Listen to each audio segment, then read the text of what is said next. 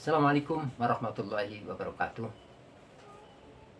Dewan Pimpinan Pusat Partai Kebangkitan Bangsa atau DPP PKB pada tanggal 19 Februari 2025 lalu menggelar diskusi publik tentang penyelenggaraan haji dan umroh.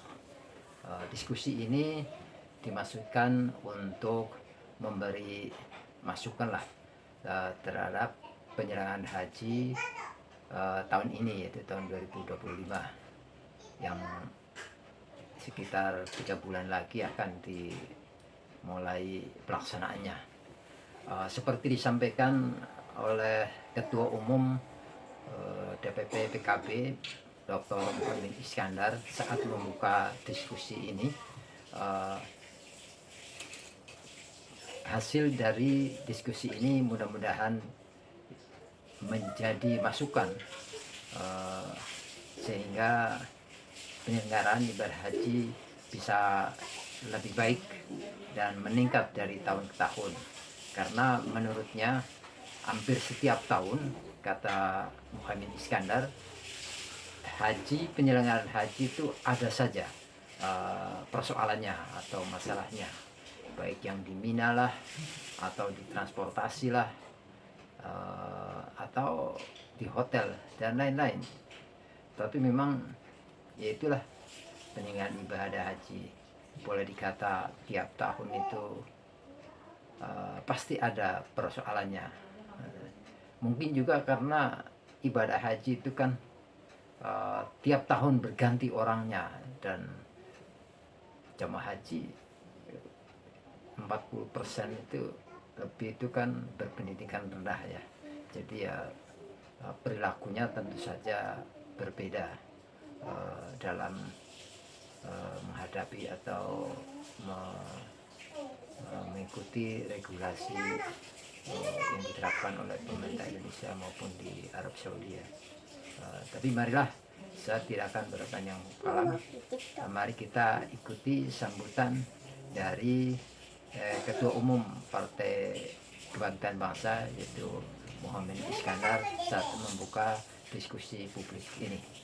Diskusi publik ini berlangsung di kantor DPP Partai Kebangkitan Bangsa. Bersyukur kehadirat Allah Subhanahu wa Ta'ala atas seluruh karunia yang diberikan, sehingga siang hari ini kita semua diberi kesempatan untuk bersama-sama melaksanakan diskusi yang amat sangat penting. Apalagi tinggal beberapa saat lagi penyelenggaraan haji akan berlangsung. Pemberangkatan pertama bulan Mei. Tanggal 2 Mei sudah kloter pertama.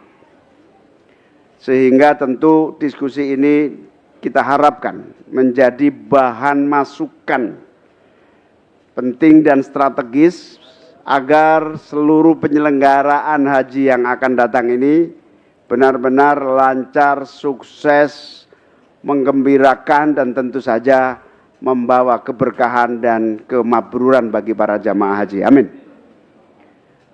Saya sangat bahagia, bersyukur bisa bertemu seluruh para narasumber yang terhormat, bersyukur dan bahagia atas kehadiran seluruh para tokoh, di mana diskusi hari ini menjadi bagian integral dari komitmen kita semua, khususnya komitmen PKB dan DPR untuk bersama-sama agar penyelenggaraan haji benar-benar dengan perencanaan yang tepat, dengan kesungguhan dan seluruh tenaga profesional yang tangguh.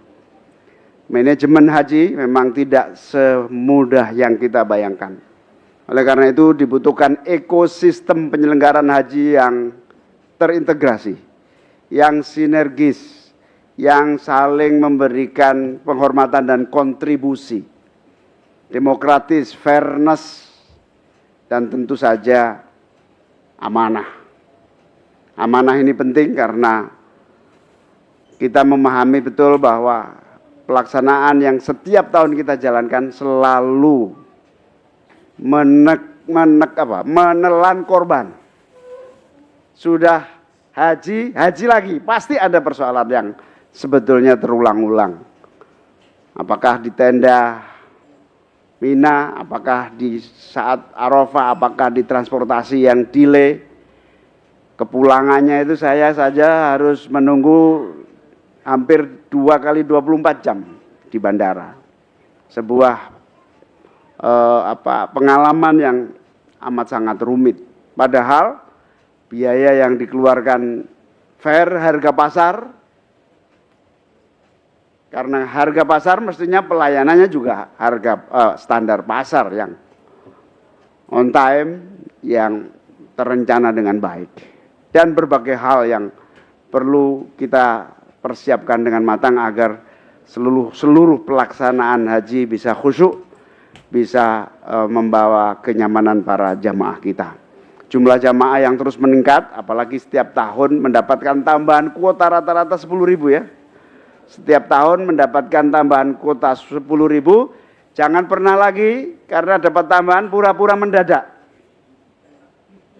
Jadi pura-pura mepet waktu. Udah jelas setiap tahun biasanya sudah dapat apa? 10.000. Harus direncanakan dengan baik. Sehingga kalau 10.000 nanti dapat lagi semuanya terencana dengan tepat. Nah, pura-pura mendadak ini yang kebetulan membuat kita kisruh gitu ya di dalam harus berhimpitan karena penambahan yang begitu besar jumlahnya 10.000. Bapak Ibu sekalian, terlampau banyak para yang ahli berpengalaman, tapi saya sebagai salah satu pengawas haji yang berkali-kali, kira-kira 4 kali saya menjadi ketua tim pengawas haji.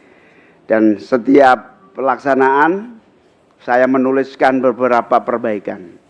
Salah satu usulan kita dari awal adalah pemisahan Kementerian Agama dengan Kementerian Haji. Ini salah satu revolusi penyelenggaraannya. Alhamdulillah Pak Prabowo telah memulai, meskipun baru setengah revolusi, yaitu ada badan penyelenggara haji tapi belum menjadi kementerian. Kita berharap undang-undang haji yang akan kita bentuk nanti, Kementerian Badan Penyelenggara Haji, kita usulkan dirubah menjadi Kementerian Haji dan Umroh. Gus Irfan, kenapa kok enggak menteri saja? Kata Gus Irfan, ya sama aja kan selevel menteri. Beda, saya bilang. Beda, jangan pura-pura enggak berbeda. Tetap berbeda. Saya komplain, gimana sih Gus, kok cuman badan, kepala badan, harusnya menteri garis miring kepala badan, sehingga di bawah pengelolaan manajemen kementerian. Gus Irfan biasa, ya kan level menteri, ya sudah yang terhormat Bapak selevel menteri, kan gitu, yang saya hormati. Karena itu kementerian ini salah satu revolusi penyelenggara. Karena apa? Penyelenggara ini ada 3 yang paling penting. Satu kementerian, yang kedua badan penyelenggara keuangan, badan pengelola keuangan haji. Itu juga subjek yang sangat penting, karena itu juga harus direvolusi. Bagaimana duit sebesar itu terkelola menjadi kekuatan yang membackup penuh pelaksanaan haji. Salah satunya kalau ada duit harus beli hotel di Mekah dan Madinah. Beli hotel dan menjadi aset dari pelaksanaan haji tiap tahun. Beli hotel atau bikin kondominium atau bikin apartemen atau apa saja yang memungkinkan aset itu menjadi lebih produktif. Itu pelaksanaan yang kedua. Jadi penyelenggara yang pertama kementerian, penyelenggara yang kedua pengelolaan keuangan haji, dan yang ketiga tentu saja lembaga pelaksana di daerah dan di lokasi haji. Ini 3 yang di daerah juga harus dipersiapkan dengan sebaik-baiknya. Pemerintah daerah, stakeholders daerah. Saya kira itu pengantar dari saya. Saya ada buku yang saya buat, sebetulnya catatan penting dari Pansus Haji. Satu. satu. Ini buku lama itu maksud saya waktu saya jadi pengawas haji. Tapi saya nggak berani memunculkan, hanya bagi-bagi aja. Waktu itu tidak saya munculkan karena saya khawatir dianggap kepingin jadi Menteri Agama.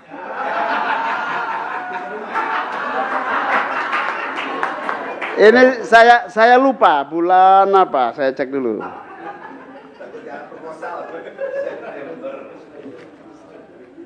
September ya, kalau udah lama ini. Saya bahkan lupa, gara-gara diskusi ini jadi ingat. Waktu itu Kiai Imam Jazuli yang memberi pengantar ini harus segera launching. Siapa tahu jadi Menteri Agama, tambah nggak mau saya kalau begitu. Saya nggak mau. Karena tujuan saya kritik haji bukan saya pingin jadi Menteri Agama. Karena saya tahu kalau saya jadi Menteri Agama, otomatis juga nggak jadi Menteri Haji, kan gitu.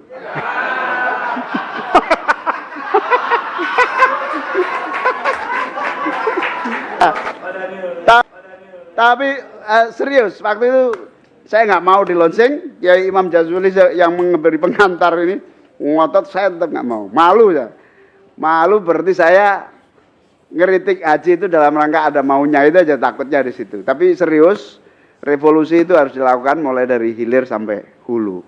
Baru insya Allah kita akan menjadi penyelenggara haji terbaik di dunia Islam yang kita harapkan. Saya kira itu, ini buku tidak usah di launching, sudah lama. Buku lama ini panitia aku pakai menampan segala seolah-olah mau launching gitu. Ini bukan launching, ini buku lama. Buku lama, hanya catatan-catatan pengawas haji.